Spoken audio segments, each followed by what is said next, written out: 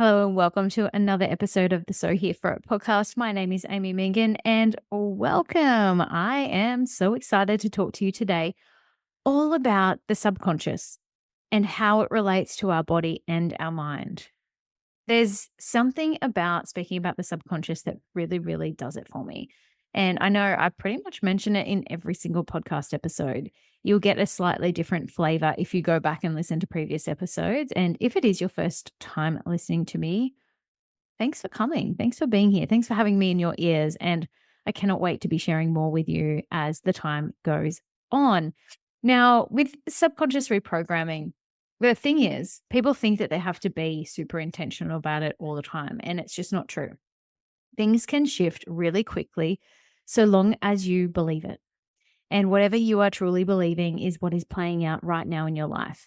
And okay, that might feel quite negative to some of you. And I'm sorry about that. Sorry to be the deliverer of bad news, or it might feel like bad news. But let me say this, no one is coming to save you. It is totally up to you to change your own subconscious beliefs, your patterns, and to have the follow through behaviors so that it actually changes your reality in the 3D world. Life is more than meditating, life is more than hustling. Life is about allowing yourself to receive. Well, firstly, it's about being. It's less about the receiving first. It's more about being. Who are you being? It's about what's going on inside of your body. So you're currently being the current version of yourself, which is different to the version of you this time last year, which is different to the version of you the year before. You are here in the present now, listening to my voice, and your subconscious mind believes what it believes until you command it otherwise. And the thing is, our thoughts are electric. Think of your thoughts as electricity that runs through your body, and it goes through like a radio frequency and it programs every single cell of your body. Your cells receive it. So, who are you being? Are you being a stressed out monkey running around trying to solve problems for everybody and be everything to everyone and people please? Or are you someone who's quite calm and collected, takes life as it comes, you know that everything's working out for you and you are enjoying every moment? Like, you can be either or. You don't have to be the stressed out monkey running around, right? And I just wonder how often you slow yourself down enough to realize what unconscious patterns are playing out. I wonder if you notice your own patterns, or is it something that you really require somebody else to give you some sort of external feedback on? And it's totally fine. Wherever you're at, you are there, and that is perfect. And now you have some conscious awareness around it, you might be able to bring in some form of a practice so that you can be even more aware of how the patterns play out for you. So, for example, if you have a pattern that plays out for you in relationships, it's probably the most easy format that it plays out in, because you will have a programmed response to how somebody treats you. You'll have a programmed response of what you will say to your child if they misbehave. You'll have a programmed response of if you can't sleep at nighttime, the sorts of voice that goes through in your head. You'll have a programmed response if something doesn't go your way. You'll have a programmed response if someone disrespects you. So see how it plays out in relationship. Now, I want you to think about your health. And I want you to think about what you say to yourself when you look in the mirror. I want you to think about what you say to yourself if you're in that all or nothing mentality and you go off track. What do you say to yourself? Because these are the subconscious commands that your body is going to follow suit. And as soon as you have this electricity going through the body from the brain, from the thought pattern, it is reprogramming every single cell of your body with every single command, every single thought. Now, how do we change this? We change this by being somebody different. And the way to be somebody different is to change the behavior. You can also change your environment. But most importantly, it's about becoming more magnetic. How do you become magnetic? I hear you say.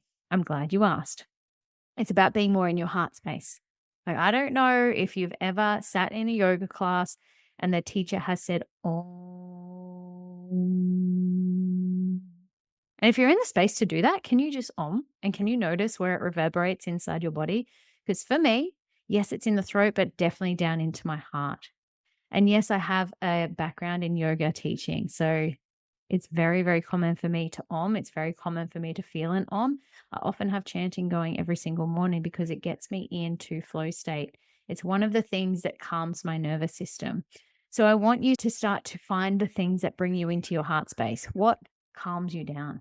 It might be breathing. It might be sitting on your yoga mat, not doing anything, but just sitting. This is the point. The point being, if we only ever react to everything in our lives, we're constantly in that same pattern, same program, same default mode, same electricity. But as soon as we allow ourselves into the heart space, we are becoming somebody new because we are in a calm, peaceful state. We are being more magnetic. So we are in more of our divine feminine flow. And this is supported. It doesn't matter your gender. This is supported energetically. The divine feminine is the ultimate receptive tool. And she receives. The divine masculine, which is in all of us, doesn't matter your gender, it is the doing. It is the doing in the aligned way, in a structured way. It provides structure so that we can flow. Can you see how both of them are very, very intertwined and so necessary for you to be able to feel really great inside yourself, as well as move toward what it is that you want? And can you also see, if you go through your life with the constant patterns, with the constant internal dialogue that you normally go with, because remember, the brain is wired for survival and it's wired toward a negative bias. So if you've heard the negative words before, this has been taught to you and you've believed it. And it's okay. I don't want anyone to feel bad about that. I just want you to become more empowered and say, hey, I'm choosing different now. I want you to be able to say, hey, body, here's what I command. I command this. And you can start saying these things to yourself. Does that mean that miraculously your body is going to change shape? Not necessarily. But what it will mean is you will start to make different actions in your day. When you're in your heart space and you are in more of this flow state, you're able to make a response rather than a reaction. You're able to act and believe what you're acting from so that you become somebody new. As opposed to you're reacting and you're keeping because you're forcing and resisting.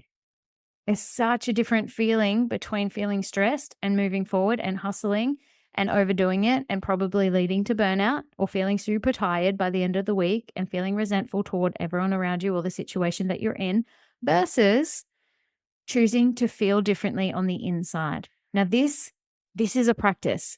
I'm not saying that this is a miraculous wave your wand material. This happens with small steps every single day. It's alignment, and it's about you allowing yourself to feel at peace first. Without any of the actions, you have to be at peace first. Find that little bit of peace so that you can start moving forward. Because without the peace, the action kind of falls flat. That's where people say they lose motivation. It's because they're only playing out the patterns. You don't actually need motivation when you're in alignment. It just happens because that is who you are. They are the behaviors that you react or respond to. Can you see that? The two different versions.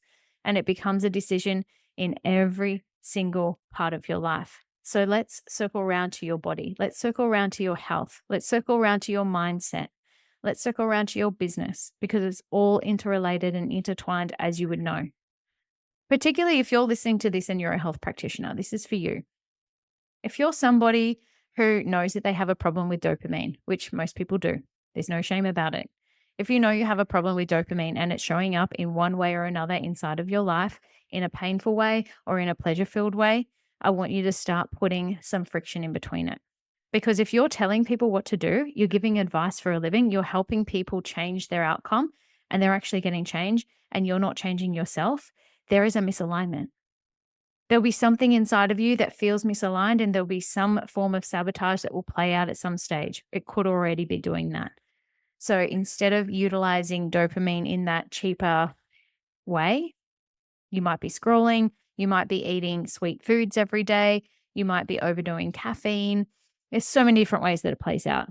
I just want you to do a quick audit of your life right this minute and figure out, like, where are you avoiding emotion and instead using dopamine to help quell whatever's going on internally.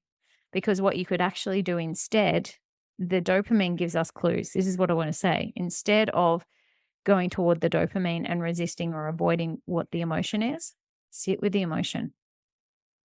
Sit with the emotion. If you're not sure how to do it, then you need to get yourself a therapist or a coach or a mentor, someone who is very much trained in somatics, who can help you recognize what the sensation is in your body and exactly what to do with it. Because if you continue going the way that you're going, you're going to keep having exactly what you have or even a little bit less. Because what's happening, the body is wired toward negativity. So if you keep going negative, you're just going to keep focusing on negative. And I am all about change. I'm about the small steps every single day to help you to change. So if it means a mindset tweak every single day, do that. What if that inner voice says something to you every time you look in the mirror and then you change what that inner voice says and you go, oh, I'm going to be kind to myself and I'm going to say this instead? What if you choose to look really great for work instead of dressing in your daggy clothes? Because I know it's comfortable to put daggy clothes on, but it doesn't serve your higher self. I want you to start becoming the higher version of yourself. And that means doing something new. That means changing the current trajectory. That means changing the current patterns that play out by default. And this is how we change our subconscious patterns. It's not just about the thoughts that we think. That is step one. It's also about the behaviors that we play out and the feelings that we feel. And those three things together are what program our cells. Those three things together are what dictate exactly what's happening in our life and how we react or we respond. So find some ways. Here's the tangible tips and outcomes right now. Number one, find the way that you can get into flow state. For me, in the morning, I am listening to chanting. I'm doing my breath work. I'm stretching my body. Then I actually go and move my body in some sort of strenuous way. I either go running or I will lift weights. On a rest day, I will walk the dog. Or every afternoon, I walk the dog anyway. But that's how I do it. What is it for you? You get to choose. This is the beauty of it. You find what works well for you. You might journal and then walk later. It's totally fine. Do what gets you into a flow state. And I want you to start noticing when you're at peace, noticing your heart when you're at peace, and then be intentional about where you're going with that peace. Don't just go, oh, that was nice, and then move on with the default mode throughout the day. Utilize the peace that you've created for yourself. So what will you do? When I'm at peace, this is what I do, because you've become a new person and you're reprogramming that new belief, you're reprogramming that new behavior, and you're becoming the new person. And then number three, we practice. We practice, practice, practice. And we're kind to ourselves. This is the most important thing. That inner voice that you have is the most important thing that you could ever focus on in your entire life, because your nervous system believes every single thought in your head.